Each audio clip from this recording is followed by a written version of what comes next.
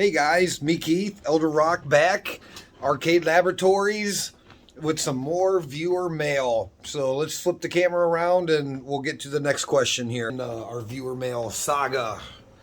So I'm enjoying these. I was hoping these are going to be a little bit better, but I think they're going to be okay. So let's get you at the screen here. All right, let's go back to the question here. So. Okay, another question from Wayne. I love your questions, man. Okay, so question is it's about testing actually, about vector testing and chip testing, which if you're doing arcade repair, very important thing. Being able to test your chips, like diagnose them, kind of find them in circuit, and verify that they're good or bad out of circuit. So.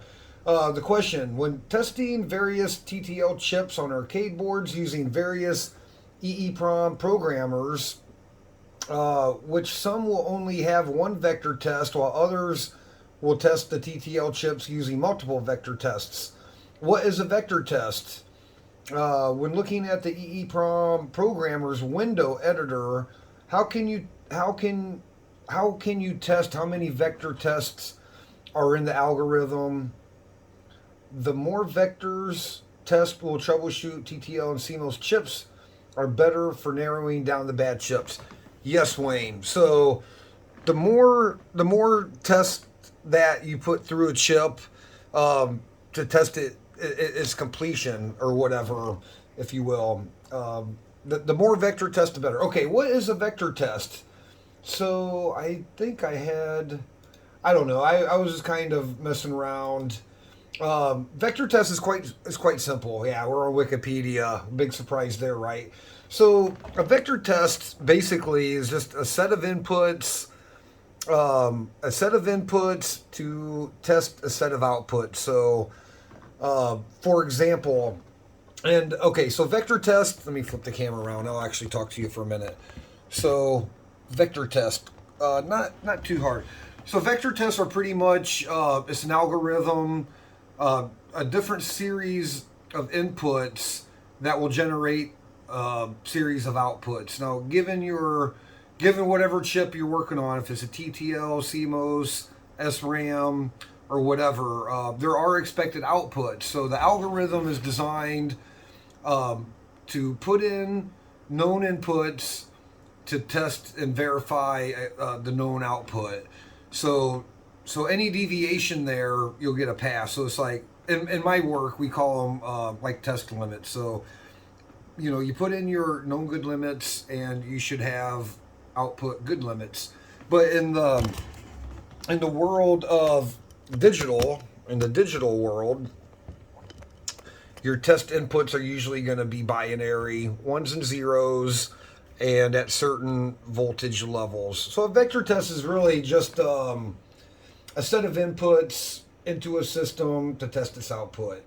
So, and to your point, Wayne, yeah, the more complex the test, the more thorough, your test. That you can definitely say, yeah, this chip is good or this chip is bad, because as we all know in testing boards, you could have intermittent failure in a chip. So the more complex the chip, the better. So, all right. So down here, okay. So today's example, I've got my chip testers out talking about vector testing. So I have just an IC tester from China.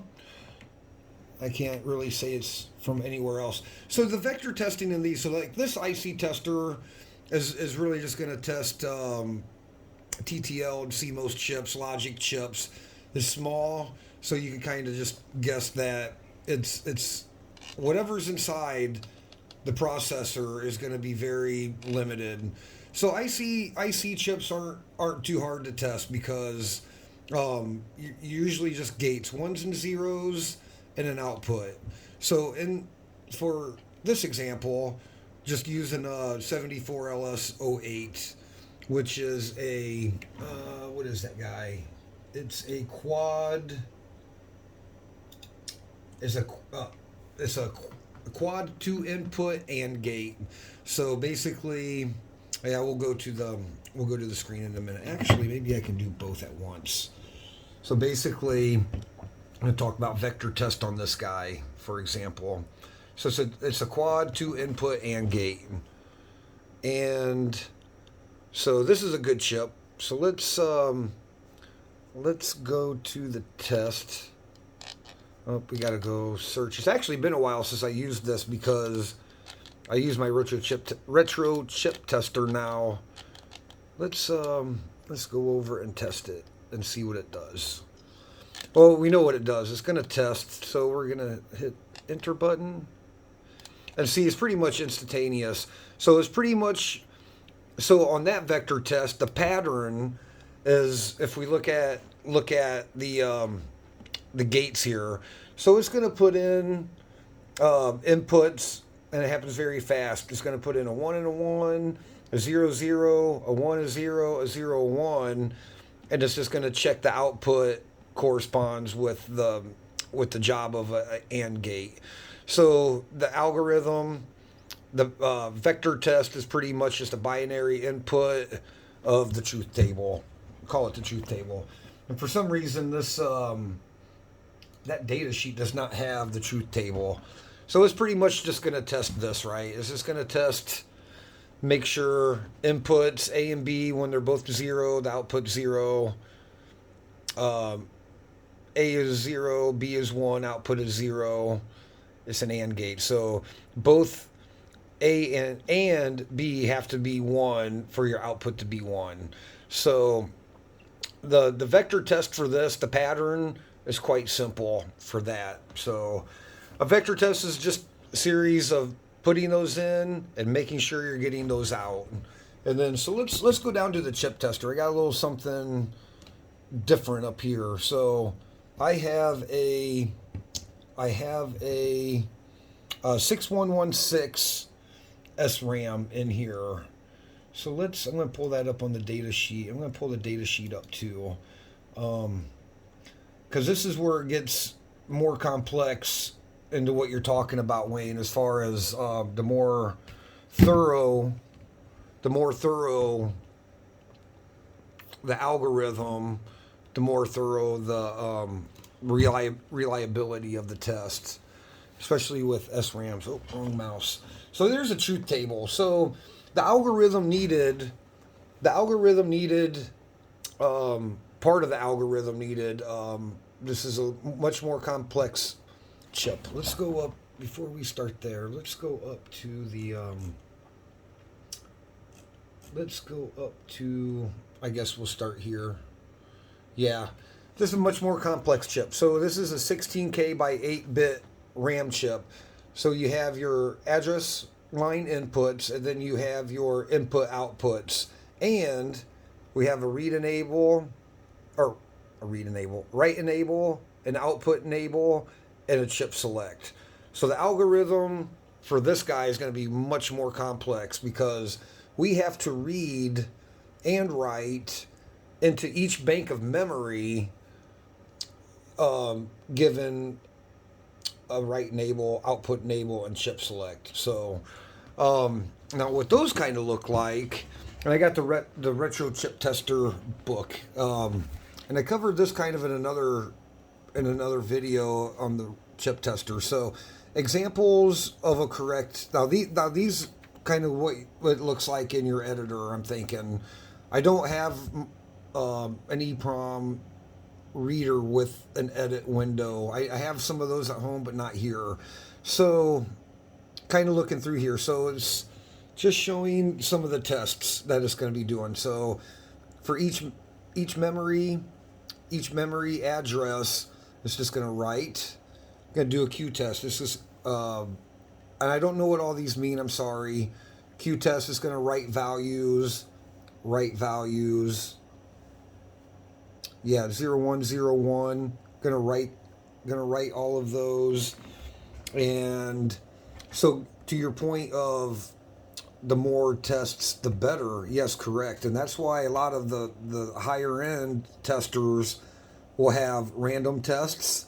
Well, it will write random stuff in and read and write random stuff, and that just to make sure that everything we just saw in that truth table is working.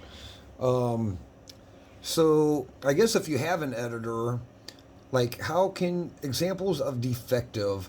So I guess if you're doing, I don't know, if you're looking at some of your output on your test and you're seeing different values, you have X value OB like up here on this memory range or address range, and then probably correct values here. Errors in A testing, and I'm not sure. I wish they had. Anyway, so different values, and I guess that's where you have to be, have to know what pattern it's running and what the values are supposed to be so you can compare them. So I guess the best way to do that would on the bench and in the lab would just be like read out a good chip and see what these different tests look like, no matter what they're called in the programmer. Yeah, read a good one, look at the values, and then you can save that file and then use it to compare everything that you're troubleshooting or the other chips that you're testing. Error and count. Yeah, I don't know if this is supposed to count sequentially, but you can kind of see, if this is counting, that does not look right. Error and zero tests. Or maybe they're all supposed to be zeros and they are not zeros. So kind of have to know your equipment, I guess. Know your equipment, and you should, have like a known good output test available. So like if you have an editor, save off good ones, and then you can compare them to the ones that you're testing, and then that would not maybe answer the question like what exactly test are they running, if they're random tests or A tests or F tests or count tests, but it'll give you a good idea whether your chip is passing. And I guess when you're asked the question of, or make the statement of, the more vector tests, the better the test. Yes, true. And that's where you kind of have to trust your equipment. Know, if it's like just some cheap one from China, or if it's well designed, like the retro chip tester. But like in this guy, so we'll run the test. It's writing values of 55, double A, double F. It's reading, it's writing, count negative, count positive, and randoms. That's pretty fast. We'll do it again. So this has to have a lot more vector testing than, like, let's say, just something for a simple logic gate. So I hope that helps. Let's get back to your question and have another look at it here. I think we kind of covered it. Yeah, I'm not sure. Yeah, various double E programmers. I know like some of the vintage ones are nice. Like I have some vintage ones at home I haven't even played with yet that I'm excited to play with, that have editor screens and you can see everything. So on the editor screens, I don't know if you've seen this. Let me show you something real quick. I don't know if this will help you, but I'll show you how I look at the test. And it will not answer if you, let's see how to do this. It won't answer the question of what vector tests are running just by looking. I don't know that. That's where you kind of have to know the people who make the equipment and, consult with them. Okay, so let me just go into one of my ROM files. Let's see. Let's go into my ROM programming. Oh, let me zoom you out there a little bit. Let me go into my ROM programming. We'll just pick, Buck Rogers. So some of my, well, these are, oh, you're talking about EEPROM. I guess this isn't exactly, but how I view, or let's see, I use Notebook Plus Plus with the plugin, with the plug-in, the hex editor plug-in. So I know a lot of the vintage stuff will kind of, you can look at your address ranges and see your data. But this is pretty nice because you can actually come in and compare. Now thinking about it, I don't know. I guess for logic gates, TTL logic gates, at least here, I don't have a way to display that algorithm, that vector test in hex. I'm trying to think how I could do that.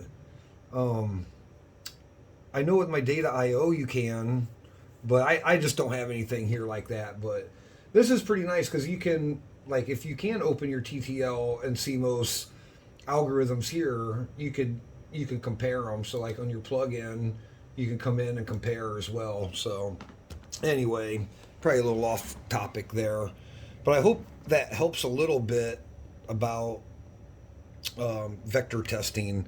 Yeah, so basically, just to recap, vector testing is just a series of scripted tests.